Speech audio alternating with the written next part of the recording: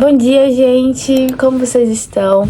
Vamos para mais um dia de estudo de estações comigo. Essa semana eu tô começando, fazer as estações como médica. Na semana passada eu tava começando como atriz. Então, hoje eu vou filmar de novo uma estação para vocês. E vou levar vocês hoje para acompanhar o meu dia de estudos. Então, bora lá! Olá, bom dia a todos. Meu nome é Luísa Marcela de Oliveira Nascimento, peço muito pelo meu card. Eu estou Você compõe uma equipe de estratégia de saúde da família em área de alta vulnerabilidade social e atenderá um adolescente desacompanhado de 17 anos acolhido pela enfermagem. Ficha de acolhimento da enfermagem relata sinais vitais: uma pressão de 130/80, frequência cardíaca de 110, temperatura axilar de 36,5 e saturação de 98%. O adolescente relata dificuldade para dormir há mais de uma semana e quer medicamento para melhorar o sono. Ele apresenta ferimentos no braço, relata ter caído de bicicleta há mais de uma semana e o adolescente apresenta-se emagrecido, agitado e ansioso. Eu tenho que estabelecer o diagnóstico, dar segmento adequado ao cuidado do adolescente. Não será necessária a realização do exame físico. Caso precise de algum formulário específico, basta verbalizar o que deseja. Considere que estão disponíveis nesse consultório todos os materiais de registro de saúde, incluindo prontuário de saúde, atestado médico, receituário, impresso do sistema de informação, ficha de encaminhamento, ficha de solicitação, entre outros. Olá, bom dia, sou Luísa, médica da unidade. Por favor, você poderia me dizer seu nome, idade, estado civil, profissão e procedência? Doutora, eu sou o Rodrigo, eu tenho 17 anos. Olá, Rodrigo, qual é o motivo da sua consulta hoje? Doutora, eu preciso de um remédio pra dormir. E por que você está precisando de um remédio para dormir? Como está o seu sono? Doutora, eu não consigo dormir, é isso. Tá acontecendo alguma coisa que tá fazendo você perder esse sono? Doutora, na maior parte do tempo eu me sinto triste. Eu não sinto mais prazer em fazer as atividades que eu gostava como antes, não vejo uma perspectiva no futuro pra mim, me sinto cansado o tempo todo. Mas quando eu deito, eu não consigo dormir. Então, você tá perdendo prazer nas atividades cotidianas, uma adenonia? Sim. Você tá apresentando uma tristeza profunda? Não consta. Você tá percebendo que seus pensamentos estão mais acelerados, estão mais corridos? Não consta. Você percebeu que você tá apresentando mais estresse que o normal, mais ansioso que o normal? Não consta. Você percebeu também que, na verdade, você faz uso de telas antes de dormir? Não consta. Ok. Você tá com a sua vacinação em dia? Trouxe a caderneta de vacinação? Solicito. Consta. Ok. Você sofreu algum trauma recentemente? Teve alguma queda? Não consta. Você já teve ideação suicida? Já pensou em se matar? Já teve plano? Não, doutora, eu nunca tive coragem. E eu pensei em me focar na hora que a minha tia foi no mercado. E você mora com quem? Como que é a sua rede de apoio e familiar? Você tem uma boa relação com a sua tia, com seus pais? Eu morava com meu pai, agora eu moro com a minha tia. E por que você tá morando com a sua tia nesse momento? Não consta. Você tem uma boa relação com seu pai? Não consta. Você perdeu ou ganhou peso recentemente? Não consta. Como que é a sua alimentação? Não consta. É que eu tô vendo que você tá mais emagrecido. Eu percebi que você teve uma perda de peso. Você trabalha? Não trabalho. Não trabalha. E eu vejo também que o senhor tá apresentando uma ferida no seu braço. O que foi isso? O que foi decorrente a isso? Semana passada eu contei pra minha tia que eu caí de bicicleta, mas na verdade meu pai me bateu. Depois que isso aconteceu, eu fico com o pensamento na cabeça de me matar. Hoje não é tão forte, mas quando aconteceu na semana passada, eu pensava o tempo todo. Entendo que é uma situação complicada. Eu quero que você se sinta acolhido, tá bom? Aqui na nossa unidade, por mim. Eu estou aqui pra te ajudar, tá bom? Então juntos vamos fazer um plano, tá? Pro seu tratamento. E caso o senhor queira, você pode fazer um boletim de ocorrência, tá bom? Contra o seu pai. Eu vou ter que fazer a notificação, tá bom? Ao SINAM, devido à sua violência física. E também vou ter que acionar o Conselho Tutelar e Assistência Social. Mas tudo que é dito aqui na nossa consulta tem sigilo médico, tá bom? Caso você queira. Então se sinta resguardado e protegido por nós. O senhor recebe algum benefício do governo? Eu recebo Bolsa Família, mas eu não tenho acesso. Meu pai fica com cartão e às vezes eu até fico sem comida. Entendo. Por isso, então, você tá bem emagrecido devido a isso. Você não tá se alimentando corretamente. Então, eu também já vou fazer a notificação de violência financeira. Física e financeira. Então, eu vou... Deixa eu ver. Formulário, verbalizar o que deseja. Solicito... todos os materiais de preenchimento. Prontuário de saúde, atestado médico, receituário. E ficha de encaminhamento e ficha de solicitação de exames. Certo, solicitado. Tá bom. Eu vou, então, prescrever pra você... na verdade, vou estar te encaminhando pro nosso centro de EMUT, tá bom? O nosso CAPS também. Pra você ter acesso à psicoterapia, ter acesso ao nosso psicólogo. Pra poder desabafar, pra poder não guardar esses sentimentos pra si. Também já vou te encaminhar para... Onde eu tô? Estratégia de saúde da família. Eu vou prescrever pra você fluoxetina, via oral. para seus sintomas. Eu vou estar orientando você a não fazer uso de telas antes de dormir, fazer atividade física pelo menos 150 minutos por semana, ter uma alimentação saudável, comer bastante frutas, verduras, grãos, proteína. Vou precisar te encaminhar para internação devido ao risco de suicídio, porque você já teve planos, já pensou na forma. E qual que é o outro medicamento? E psicoterapia. Já notifiquei ao assinante de violência física e financeira, solicitei o conselho tutelar e o assistência social para você ter os seus direitos e deveres da Bolsa Família. Também já vou estar... não lembro o outro medicamento. Você foi bem adolescente, questionou sobre a insônia, questionou sobre a necessidade de ampliada de saúde para além da insônia, entendendo a possibilidade de violência, depressão e tentativa de suicídio. Aqui eu só vou te falar o seguinte, você perguntou, né, sobre a síndrome de depressão, né, tentativa de suicídio e tal. Da violência, você tem que, tipo assim, na hora que ele falou que o pai bateu, você não pode confirmar que ele tem uma violência, porque pode ter sido um caso esporádico. Você tem que perguntar, você vem sofrendo violência, né? A quanto será uma das perguntas que nas minhas instruções. Voltei, gente. Agora são 2h08. Já vou pedir perdão pela minha voz. Hoje eu acordei meio ruim da gripe. Então, meu nariz tá escorrendo, meu corpo tá doendo, tô com a minha garganta doendo. Mas já tomei remédio. Já tomei uma pastilha também pra dor de garganta. Fiz hoje as estações de manhã, vocês perceberam, mas a minha voz já não tava muito boa. Fiz na marra. Já descansei um pouco, como eu descansei era 1h. Descansei 1h porque eu almocei, já era 12h e pouco. E vou passar um blushzinho aqui pra ver se me tira um pouco essa cara de doente e pálida. Então, vou passar um pouquinho de blush pra dar uma cor, pra dar uma vida. Então, gente, hoje de manhã eu fiz as 5 estações como médica, 5 como atriz. Agora estamos treinando o tempo. Hoje a gente fez com 8 minutos. Preciso ser muito mais rápida na estação. Teve 2 estações que eu não dei conta de finalizar. Hoje eu fiz estação de anemia megaloblástica, eu tirei 7.3. A segunda estação, eu esqueci de marcar o tema, então eu vou olhar aqui no Pense qual foi o título. Mas a terceira estação foi apendicite aguda em pediatria. Eu tirei 4.3 porque não consegui finalizar no tempo de 8 minutos. Fiz de síndrome HELP também, tirei 4.9. Devido ao tempo também não consegui fazer a conduta do tratamento. E medicina da família foi a melhor nota que eu tive hoje, que era de tentativa de suicídio e violência familiar. Eu tirei 9.3, que foi a estação que eu gravei. A estação de cirurgia que eu fiz hoje, que foi de infecção de sítio cirúrgico, que eu tirei 4.8. Também não foi muito bem.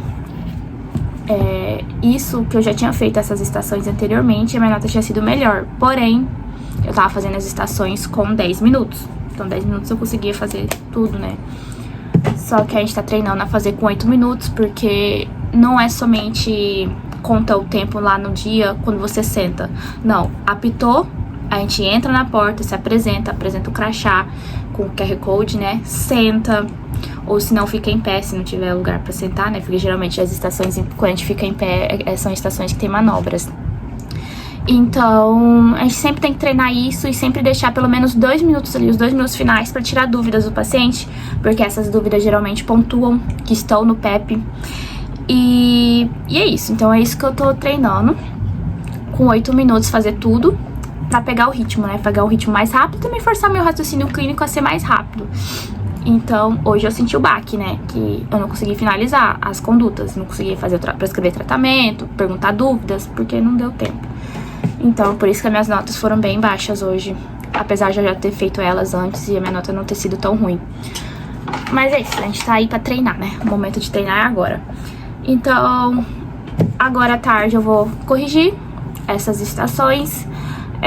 Vou anotar no meu caderninho de post-it, vou colocar no Anki algumas coisas que eu preciso gravar, que sim ou sim eu tenho que saber.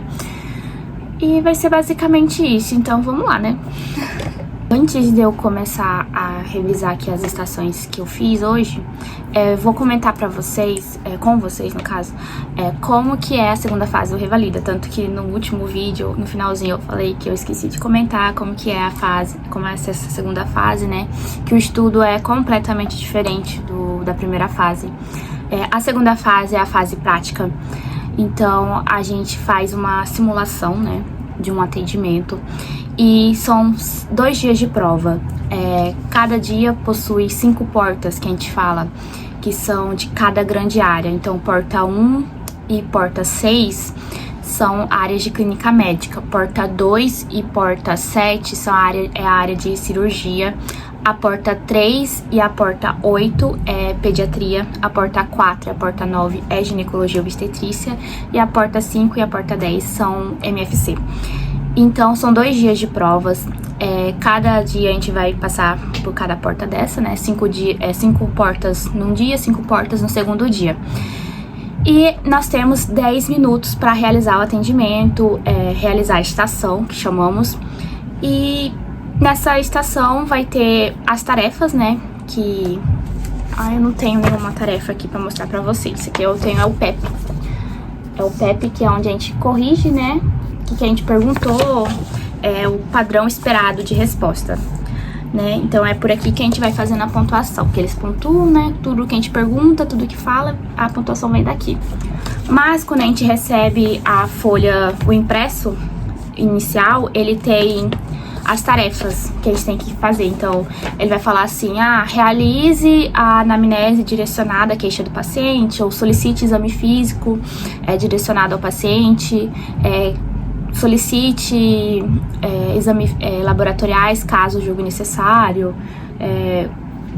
faça a prescrição, né, do medicamento no receituário. Então, sempre vai ter ali o que a gente tem que fazer, as tarefas, né, ali. Então, é sempre importante prestar atenção ao verbo da tarefa, porque tem tarefas que estão escrito solicite. Então, a gente somente solicita, a gente não precisa realizar, né? Por exemplo, solicite o exame físico.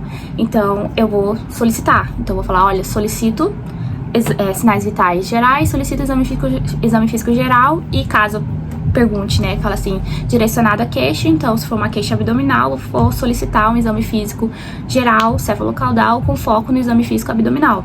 Então, é basicamente isso.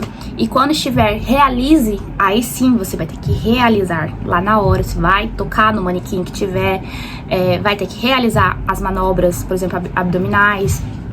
Então, é totalmente diferente. Você tem que realizar e verbalizar o que você está fazendo. Então, muitos detalhes que a gente tem que saber, tem que tomar muito cuidado, prestar atenção, solicitar receituários ou documentos de notificação, se estiver presente lá nas tarefas, né? Porque se você não solicitar, eles não te entregam.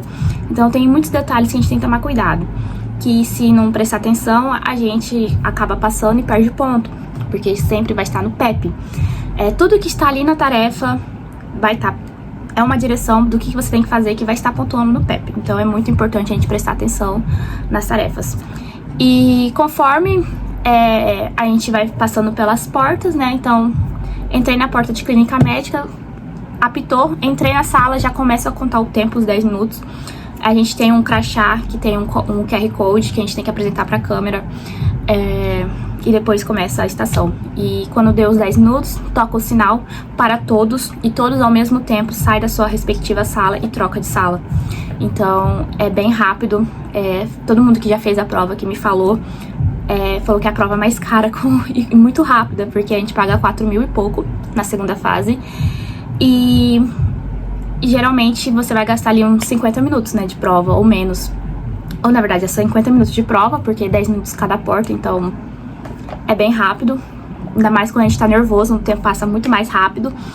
E é isso, basicamente, a segunda fase do Revalida é isso. Então, é muito detalhe que a gente tem que saber, muita malícia de prova, saber lidar com o ator também, porque tem alguns atores que recebem, eu não sei se é verdade, mas parece que eles recebem um script no dia.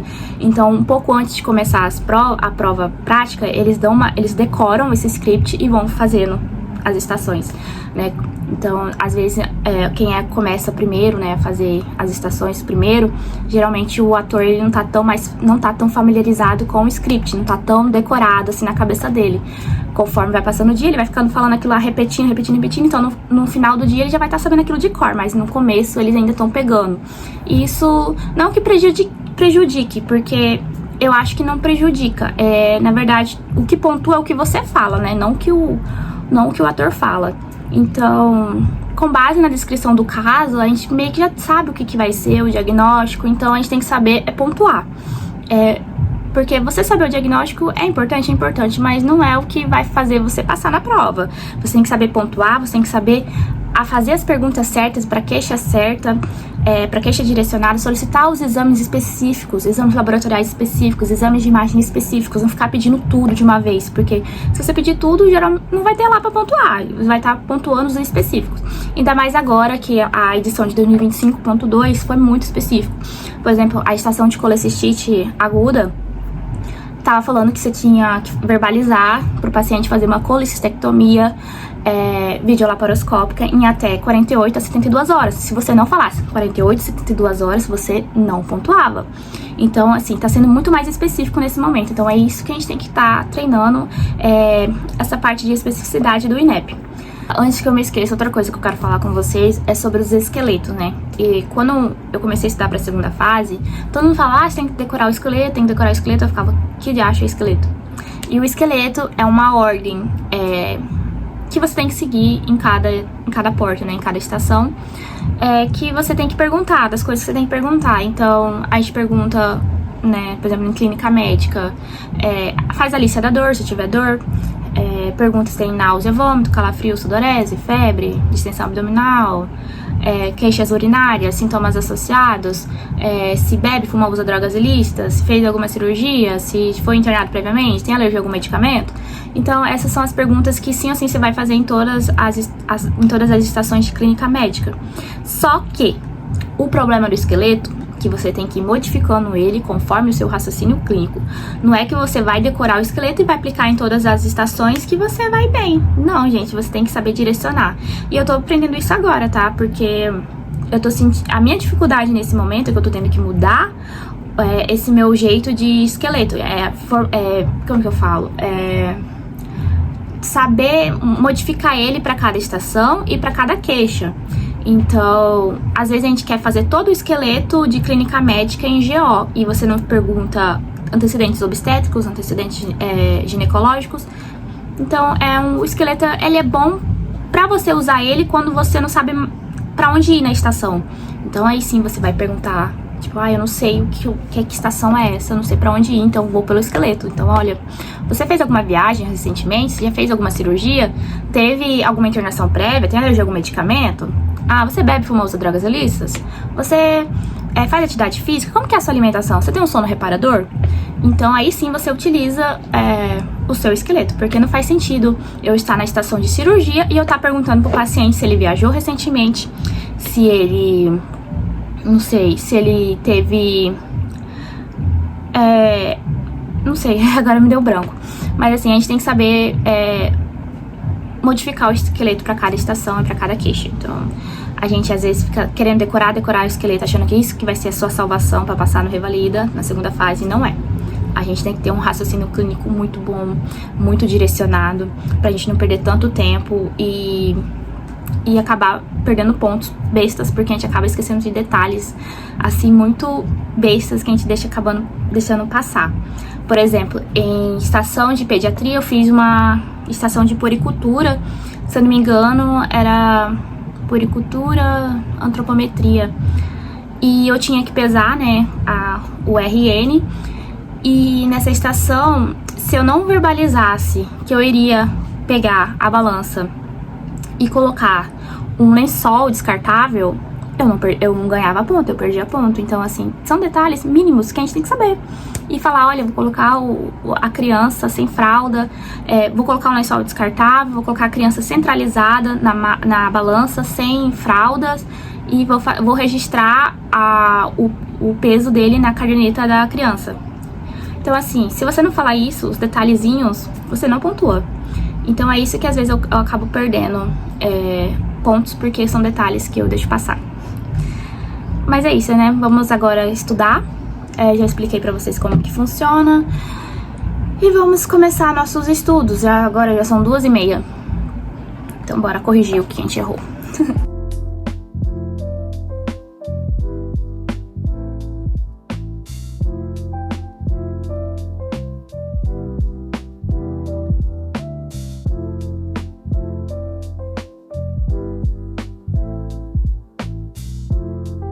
Uma paciente que já tem diagnóstico de pretensão gestacional ou de pré-eclâmpsia, ver se ela tem sobrepeso, se ela é obesa, se ela tem esses fatores de risco para ter a pressão arterial mais elevada.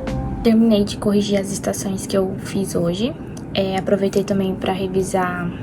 Hoje eu revisei síndromes hemorrágicas da gestação. Eu estudei somente da primeira metade da gestação. E também revisei síndromes hipertensivas, tudo. Pré-eclâmpsia, síndrome de HELP, eclâmpsia, hipertensão crônica, tudo de síndromes hipertensivas na gestação. Já comi alguma coisa, agora à tarde, comi uma crepioca, descansei um pouco e agora eu tenho uma aula de síndromes diarreicas da mentoria e eu vou mostrar pra vocês um pouquinho da aula. Eu não vou me perdoar nunca.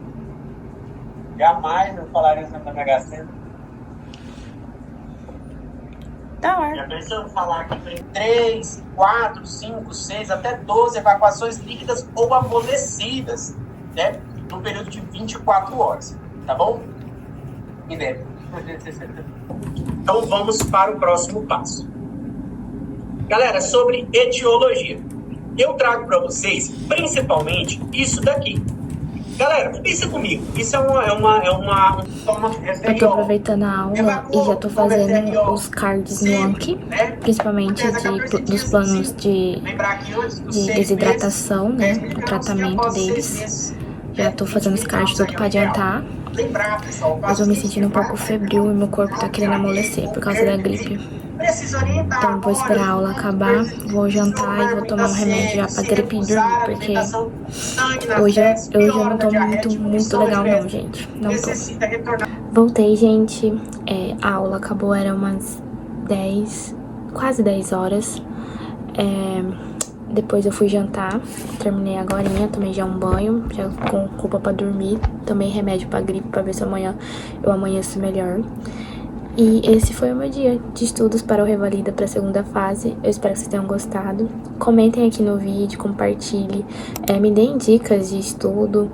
E já me segue lá no Instagram, que é @luisamedpy. E me acompanhe nessa saga da minha trajetória até a prova. E eu espero que vocês tenham gostado e até a próxima. Tchau, tchau.